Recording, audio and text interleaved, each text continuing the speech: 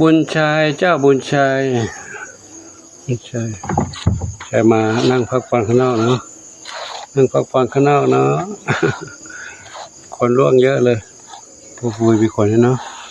มีคนให้เนาะมีคนให้เนาะบุญชัยคนเก่งชายคนเก่ง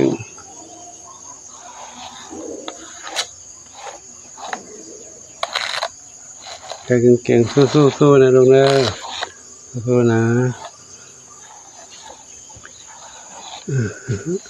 กินยาแก้ไข้กับวิตามินเสริมร่างกายจริงก็ไม่ได้เป็นอาการไข้หรอกเป็นอาการอะไรลูกเป็นอาการอะไรลูกอาการท้องใหญ่ท้องพองเห็นนอนดูท้องดิหันดูท้องหน่อยตะแคงดูนะแคงดูท้องหน่อย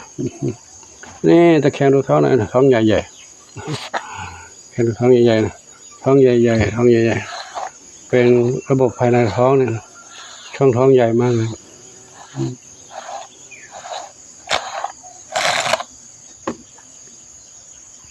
ช่องท้องใหญ่มากเลยกินยาแล้วลูกยานะ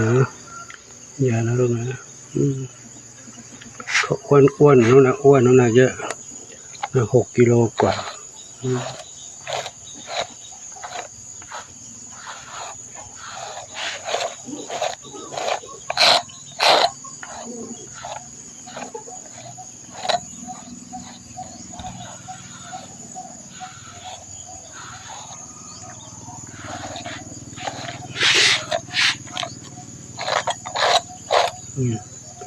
อยู่ข้างนอกสักพักนึงเนาะเดี๋ยวเขาเข้าไปนอนข้างในเนาะ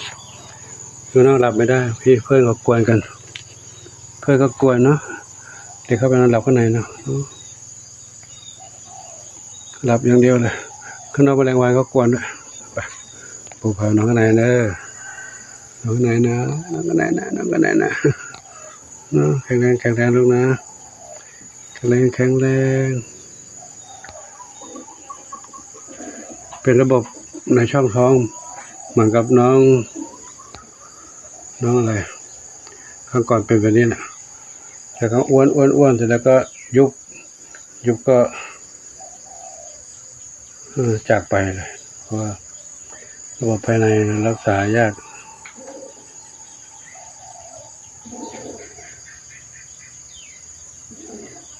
ไปผู้พาข้างในเนาะน้องแนนเด้อหรือว่าจะอยู่ข้างนอกก่อนอยู่ข้างนอกนานแล้วเนาะอยู่นอกนานแล้วแมลงวันตอมมาในมุ้งดีกว่ายุงไม่กัดแมลงวันไม่ตอมเนาะไปน้ำเพชรมาเลยวีผมนะลูกวีผมนะผมเอาวีขนให้นะวีขนให้นะมาวีขนให้นะลงไปลูกวีขนให้ลูกวีไม่สนานหรอกขึ้นตักเหรอมือปูมีมือเดียวมือนึงถือกล้องอยู่นอนเลยวีคนให้วีคนให้วีคนให้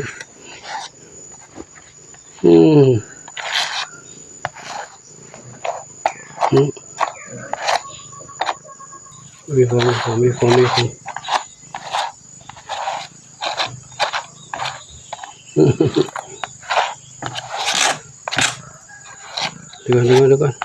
นอนเฉยๆดิไม่ต้องสู้เอาละขี้อ่อนเลยนะขี้อ่อนนะเดี๋ยวนั่นแหละเดี๋ยวปวดทำปุยฝ้ากันลูกปุยฝ้ากันเนาะทีละเหมียวเนาะนอนเลย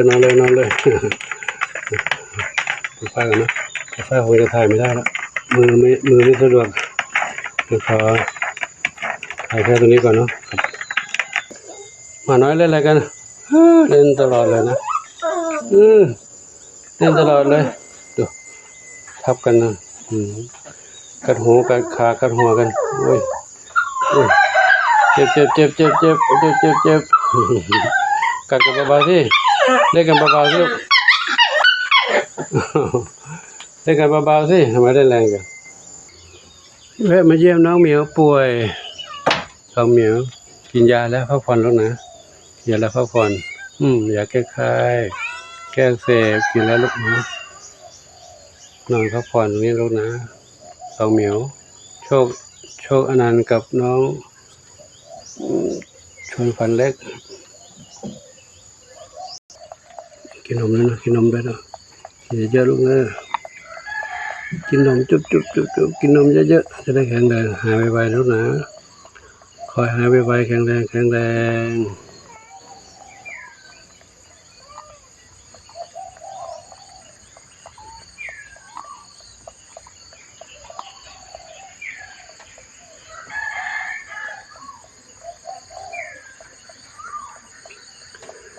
กับการให้ยาน้องเหมียวนะก็ให้ทุกวันแต่ว่า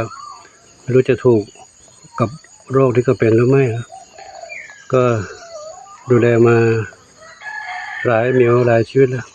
ถ้าไหนที่ถูกกับโรคก็หายรักษาหายนะถ้าไม่ถูกกับโรคก็ไม่หายช่วงก่อนนั้นก็ที่เสียชีวิตจากไปเนื่องจากว่าให้ยาที่เราซื้อมาให้เขากินแต่ว่าปรากฏว่าไม่ใช่เป็นคนละโรคกันเขาก็เลยต้องจากไปอันนี้ชงคู่นี้เอาให้หมอมาก็มีอาการเป็นไข้ถ้าตรวจละเอียดทีต้องตรวจดูอีกครั้งว่าเป็นไข้ด้วยสาเหตุอะไรนะกับไม่ไข้ก็มันก็มีไข้หลายสาเหตุบางครั้งก็ด้วยโรคเกี่ยวกับระบบภายในเราก็ไม่รู้ดวงได้ดีเป็นไงบ้างแข็งแรงขึ้นแรงเนาะแข็งแรงขึ้นบ้างไหมลูกรักษาตัวในนี้ก่อนนะลูกนะผ่าตัดมาอยู่นะผ่าตัดมาใหม่อยู่โชคน้องบุญน้องเลยน้องมนชัยแข็งแรงแล้วแต่มนชัยก็ต้องอยู่ในนี้ก่อนน้องเลยอย่าไปข้างนอกไม่ได้นะฝนตกน้ำมีน้ำเป็นเดี๋ยวเปียกแผลนะเปียกแผลนะก็ผ่อนอยู่ในนี้แล้วนะถึงเวลาโบจะอาหารมาให้กับมันนั่งเล่นกันทุกวันนะทุกเวลาที่มีเวลาลูกเนอะแข็งแรงนะแข็งแรงนะแค่นอนตรงนี้ท้องเล็กนอนนี่นะท้องเล็กนอนบนนี้ตัวนี้อยู่ตัวนี้สบายใจนะลูกเนาะชวนฝันใหญ่เดินเป๋ขาขาเขาเสียศูนย์ขาหลังแต่อารมณ์ดีแข็งแรงดีเลยเข้าน้องหมาได้ดีฝันจิตขี้อ่อนวันที่19แล้วนะโอ้จะไม่ต้องพูดทำไม19ไปทำหมันแล้วนะ19นี้วันอังคารที่19วันนี้วันที่เท่าไหร่15แล้ว4วันแล้วเนาะ4วัน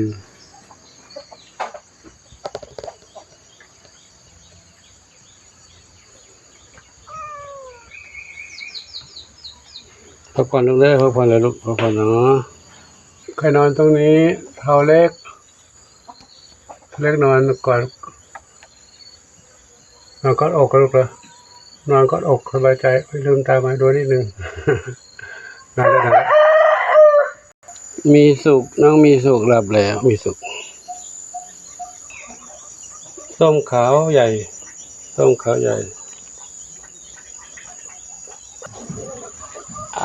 ดึงเดียวกับท้องอ่อน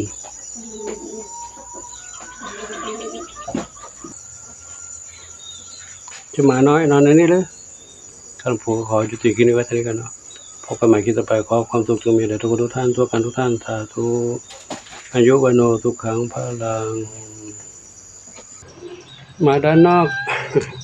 จบคลิปข้างในแล้วมาด้านนอกจะต้องเหมียวนอนข้างนอกกันซับทวีไม่นอนแล้วนี่แพนด้าเท้าขาวใหญ่นอนอยู่นี่สีสุดานอนอยู่นี่สีสุดาบุญส่งนอนนี่แล้วบุญส่งใครในอ้อนยังใครในอ้อนนะสีลูกสี่อ้อนแล้วสีลูกสี่เล่นกับทับทวีอ้อนเหรอนี่ค่ะบุญนำก็อ้อนเหมือนกันบุญนำก็อ้อนของปู่เหมือนกันบุญนำทับทวีสีสุดาไม่ใช่อันนี้สีลูกสี่ส้มขาวเล็กนั่งเล่นตรงนี้หรอกส้มขาวเล็ก ส้มอ่อนส้มอ่อนนอนตรงนี้ส้มอ่อนจามจุรีเรียกเหรอจามจุรีตอนนี้คู่ซีจินตลานวรัตน์นอนตรงนี้เนาะเดี๋ยวปูไปทำงานข้างนอกรู้เด้อปูไปเก็บถอนต้นหญ้าทำความสะอาดภายในวัดแล้วก็เอาหญ้าเป็นอาหารให้น้องกระต่ายด้วยเนาะนอนพักผ่อนอย่างนี้เด้อดูใครจะตามหลวงปู่ไปตามไปก็ตามใจนะได้หมดแหละเนาะครับก็อันนี้จบแล้วขอยุติคลิปนี้เท่านี้เนาะสาธุ